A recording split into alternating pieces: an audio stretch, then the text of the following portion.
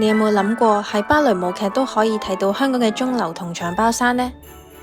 呢個同埋呢個，各位香港人又認唔認得晒佢哋呢？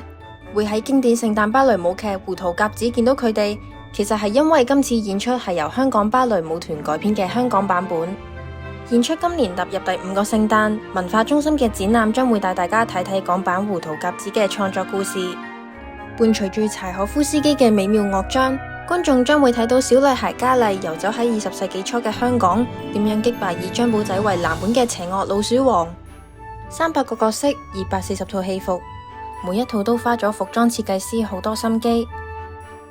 無論係漸變嘅印花布，定係蝴蝶圖案，都反映出設計師背後嘅用心。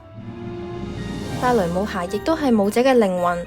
展場中間擺放咗由一對對芭蕾舞鞋拼貼而成嘅永續迴旋，象徵住舞鞋唔淨止停留喺舞台上，亦轉化成永恆嘅藝術。離開之前，大家不妨同大熊貓嘉嘉得影張相，影得最有創意嘅仲會有獎品。呢個冬日，我哋一齊穿越返去100年前嘅香港，感受舞台上暖粒粒嘅聖誕啦！